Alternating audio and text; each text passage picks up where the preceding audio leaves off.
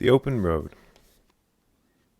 "Ratty," said the mole suddenly, one bright summer morning, "if you please, I want to ask you a favor." The rat was sitting on the river bank, singing a little song. He had just composed it himself, so he was very taken up with it, and would not pay proper attention to Mole or anything else. Since early morning he had been swimming in the river in the company with his friends the ducks. And when the ducks stood on their heads suddenly, as ducks will, he would dive down and tickle their necks just under where their chins would be if ducks had chins, till they were forced to come to the surface again in a hurry, spluttering and angry and shaking their feathers at him. For it is impossible to say quite all you feel when your head is under water. At last they implored him to go away and attend to his own affairs, and leave him to his mind theirs, so that the rat went away, and sat on the river bank in the sun, and made up the song about them, which he called Duck's Ditty. All along the backwater, through the rushes tall, ducks are a-dabbling, up tails all. Ducks' tails, drakes' tails, yellow feet a-quiver, yellow bills all out of sight, busy in the river slushy green undergrowth where the roach swim. Here we keep our larder cool and full and dim. Every one for what he likes, we like to be heads down, tails up, dabbling free high in the blue above, swifts whirl and call. We are down a-dabbling, up tails all. "I don't know that I think so very much of that little song, Rat," observed the mole cautiously. He was no poet himself, and didn't care who knew it, and he had a candid nature. "Nor don't the ducks neither," replied the rat cheerfully. "They say, why can't fellows be allowed to do what they like, when they like, and as they like, instead of other fellows sitting on banks and watching them as on time and making remarks and poetry and things about them? What nonsense it is all! What's the duck song say?" "So it is, said the mole with great heartiness. "No, it isn't," cried the rat indignantly. "Well then, it isn't, replied the mole soothingly. "But what I wanted to ask you was, won't you come take me to call on Mr. Toad? I've heard so much about him, and I do so want to make his acquaintance." "Why, certainly," said the good-natured rat, jumping to his feet and dismissing poetry from his mind for the day. "Get the boat out, and we'll paddle up there up there at once. It's never the wrong time to call on Toad. Early or late, he's always the same fellow, always good-natured, always glad to see you, always sorry when you go." "He must be a very nice animal," observed the mole, as he got into the boat and took the sculls, while the rat settled himself comfortably in the stern. "He is indeed the best of animals," replied the rat. "So simple, so good-natured, and so affectionate. Perhaps he's not very clever. He can't all be geniuses, and it may well be that he is boastful and conceited, but he got some great qualities, has Toady."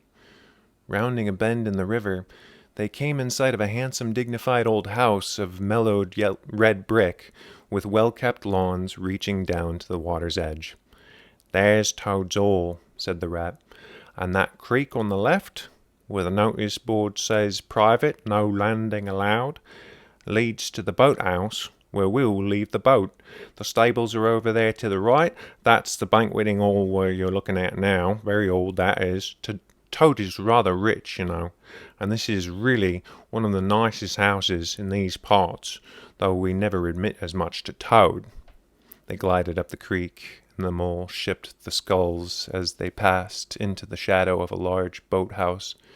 Here they saw many handsome boats slung from the cross-beams or hauled up on a ship, but none in the water, and the place had an unused and a deserted air.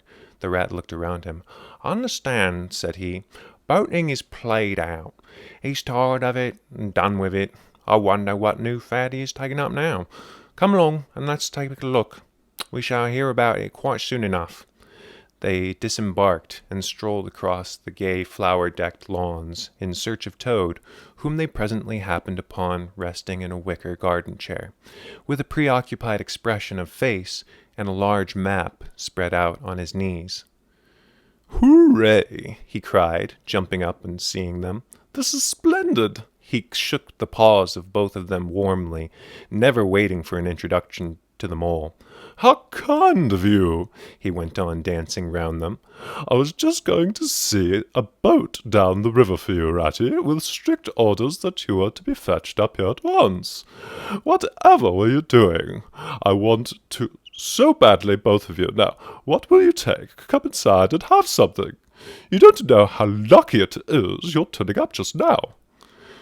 "Let's sit quiet a bit, Toady," said the rat, throwing himself into an easy chair, while the mole took another by the side of him and made some civil remarks about Toad's delightful residence. "Finest house in the whole river," cried the Toad boisterously, "or anywhere else for that matter," he could not help adding. Here the rat nudged the mole. Unfortunately, the Toad saw him do it and turned very red. There was a moment's painful silence. Then Toad burst out laughing. "All right, Ratty," he said. "It's only my way, you know, and it's not so very bad house, is it? You know you rather like it yourself. Now look here. Let's be sensible. You are the very animals I wanted. You've got to help me. It's most important." "It's about your rowing, I suppose," said the rat with an innocent air. "You're getting on fairly well, though you splash a good bit still. With a great deal of patience and a quantity of coaching, you may—" "Oh, pooh boating," interrupted the Toad in great disgust. "Silly boyish amusements. I've given that up long ago. Sheer waste of time, and that it is. It makes me downright sorry to see you fellows, who ought to know better, spending all your energies in that aimless manner. No, I've discovered the real thing, the only genuine occupation for a lifetime. I propose to devote the remainder of mine to it, and can only regret the wasted years lie behind me, squandered in trivialities. Come with me, dear Ratty, and your amiable friend also, if he also be very good, just as far as the stable-yard, and you shall see what you shall see." He led the way to the stable-yard accordingly, the rat following with a most mistrustful expression, and there, drawn out of the coach-house into the open, they saw a gypsy caravan, shining with newness, painted a canary yellow, picked out with green and red wheels. "There you are," cried the Toad, straddling and expanding himself. "There's real life for you embodied in that little cart. The open road, the dusty highways, the heath, the common, the hedgerows, and the rolling downs, camps, villages, towns, cities, here today, up and off to somewhere tomorrow, travel, change, interest, excitement, the whole world before you, and a horizon that's always changing in mind. This is the very finest cart of its sort, and it's ever built, without any exception. Come inside and look at the arrangements. Planned them all myself, I did." The mole was tremendously interested and excited, and followed him eagerly up the steps and into the interior of the caravan. The rat only snorted and thrust his hands deep into his pockets, remaining where he was. It was indeed very compact and comfortable. Little sleeping bunks, a little table that folded up against the wall, a cooking stove, lockers, bookshelves, a bird cage with a bird in it, and pots, pans, jugs, and kettles of every size and variety. "All complete," said the Toad triumphantly, pulling open a locker. "You see, biscuits, potted lobsters, sardines, everything you could possibly want, so to what-y-ho. Baccy here, letter paper, bacon, jam, cards, and dominoes. You'll find," he continued, as they descended the steps again, "you'll find that nothing whatever has been forgotten when we make our start this afternoon." "I beg your pardon," said the rat slowly, as he chewed a straw. "But did I overhear you say something about we and start and this afternoon?" "Now, you dear good old Ratty," said Toad imploringly, "don't begin talking in that sniffy sort of way, because you know you've got to come. I can't possibly manage without you, so please consider it settled. Don't you? It's one thing I can't stand. You surely don't mean to stick your dull, frosty old river all your life and just live in a hole in a bank and boat? I want to show you the world. I'm going to make an animal of you, my boy." "I don't care," said the rat doggedly. "I'm not coming, and that's flat, and I am going to stick to my old river and live in a hole and boat, and I've just like I've always done. And what's more, Mole, is going to stick with me. And aren't you, Mole?" "Course I am," said the Mole loyally. "I always stick to you, Rat, and what you say is to be, he's got to be. All the same, sounds as if you might have, rather fun, you know," he added wistfully.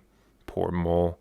The life adventurous was so a new thing to him and so thralling, and this fresh aspect of it was so tempting, and he had fallen in love at first sight with the canary-colored cart and all its little fitments.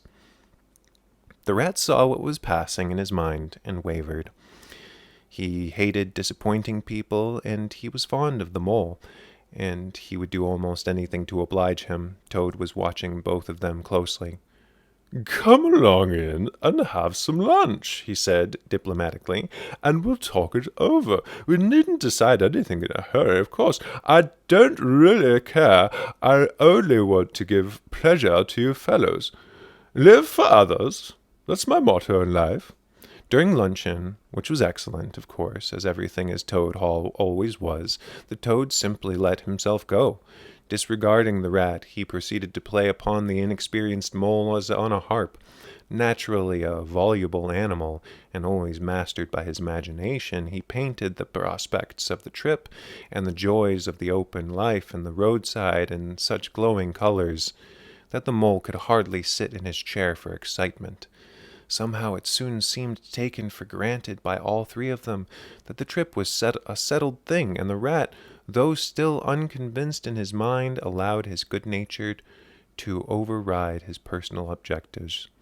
He could not bear to disappoint his two friends, who were already deep in schemes and anticipations, planning out each day's separate occupation for several weeks ahead. When they were quite ready, the now triumphant Toad led his companions to the paddock and set them to capture the old gray horse, who, having without being consulted and to his own extreme annoyance, had been told off by Toad for the dustiest job in the dusty expedition, he frankly preferred the paddock and took a deal of catching. Meanwhile, Toad packed the lockers still tighter with necessaries, and hung nosebags, nets of onions, bundles of hay, and baskets from the bottom of the cart. At last the horse was caught and harnessed, and they set off, all talking at once, each animal either trudging by the side of the cart or sitting on the shaft as the humor took him. It was a golden afternoon. The smell of the dust they kicked up was rich and satisfying out of the thick orchards on either side of the Toad. Birds called and whistled to them, good-natured wayfarers. Passing them by, gave them good day, or stopped to say nice things about their beautiful cart, and rabbits, sitting at their front doors and their hedgerows, held up their forepaws and said, "Oh my, oh my, oh my." Late in the afternoon, evening, tired and happy, miles from home, they drew on a remote common far from habitations, turned the horse loose to graze, and ate their simple supper sitting on the grass by the side of the cart. Toad talked big about all he was going to do in the days to come, while stars grew fuller and larger all around them, and a yellow moon, appearing suddenly and silently from nowhere in particular, came to keep them company, to listen to their talk. At last they turned to their little bunks in the cart, and Toad, kicking out his legs, sleepily said, "Oh, good night, you fellows. This is the real life for a gentleman. Talk about your old river." "I don't talk about the river," replied the patient rat. "You know I don't, Rat. Toad, but I think about it," he added pathetically in a lower tone. "I think about it all the time." The mole reached out from under his blanket, felt for the rat's paw in the darkness, and gave it a squeeze. "I'll do whatever you like, Ratty," he whispered. "Shall we run away tomorrow morning quite early, very early, and go back to our dear old hole in the river?" "No, no, we'll see it out," whispered back the rat. "Thanks awfully, but I ought to stick by Toad till this trip is ended. It wouldn't be safe for him to be left to himself. It won't take very long. His fads never do. Good night." The end was indeed nearer than even the rat suspected. In so much open air and excitement, the Toad slept very soundly, and no amount of shaking could rouse him out of bed the next morning. So the mole and rat turned to quietly and manfully, and while the rat saw the horse and lit a fire, and cleaned last night's cups and platters, and got things ready for breakfast, the mole trudged off to the nearest village, a long way off, for milk and eggs and various necessaries the Toad had, of course, forgotten to provide. The hard work had all been done, and the two animals were resting, thoroughly exhausted by the time Toad appeared on the scene, fresh and gay, remarking what a pleasant, easy life it was that they were all leading now, after the cares and worries and fatigues of housekeeping at home. They had a pleasant ramble that day over grassy downs and along narrow by-lanes, and camped as before on a common, only this time the two guests took care that Toad should do his fair share of work. In consequence, when the time came for starting next morning, Toad was by no means so rapturous about the simplicity of the primitive life, and indeed attempted to resume his place in his bunk, whence he was hauled by force. Their way lay, as before, across country by narrow lanes, and it was not until the afternoon they came out of the high road, their first high road, and there disaster, fleet and unforeseen, sprang out on them. Disaster, momentous, indeed, to their expedition, but simply overwhelming in its effect on the after career of Toad. They were strolling along the high road easily, the mole by the horse's head, talking to him since the horse had complained that he was being frightfully left out of it, and nobody considered him in the least, the Toad and the water rat walking behind the cart talking together. At least Toad was walking, and Rat was saying at intervals, "Yes, precisely, and what did you say to him?" and thinking all the time of something very different, when far behind them they heard a faint warning hum, like the drone of a distant bee. Glancing back, they saw a small cloud of dust with a dark center of energy advancing on them at incredible speed, while from out of the dust a faint "poop poop" wailed like an uneasy animal in pain.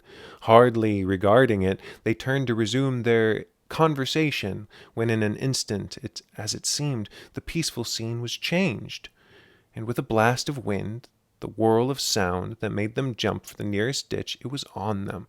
The "whoop whoop" rang from a brazen about, a shout in their ears. They had the moment's glimpse of an interior of glittering plate glass and rich morocco, and the magnificent motor cart, immense, breath-snatching, passionate with its pilot tense and hugging his wheel, possessed all earth and air for the fraction of a second, flung an enveloping cloud of dust that blinded and enswept them. Then utterly they dwindled to a speck in the far distance, changed back into a droning bee once more. The old gray horse, dreaming as he plodded along of his quiet paddock in a new raw situation such as this, simply abandoned himself to his natural emotions, rearing, plunging, backing steadily in spite of all the mole's efforts in his head, and all the mole's lively language directed at his better feelings. He drove his cart backwards toward the deep ditch. At his better feelings, he drove the cart backwards toward the deep ditch. At the side of the road, it wavered an instant, when there was a heart-rending crash, and the canary-colored cart, their pride and their joy, lay on its side in the ditch, an irredeemable wreck. The rat danced up and down the road, simply transported with passion. "You villains!" he shouted, shaking both fists. "You scoundrels! You highwaymen! You road dogs!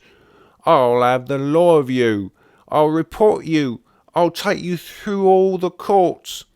His homesickness had quite slipped away from him, and for the moment he was the skipper of the canary-colored vessel, driven on a shoal by a reckless jockeying of rival mariners, and he was trying to recollect all the fine and biting things he used to say to masters of steam launchers when their wash, as they drove too near the bank, used to flood his parlor carpet at home.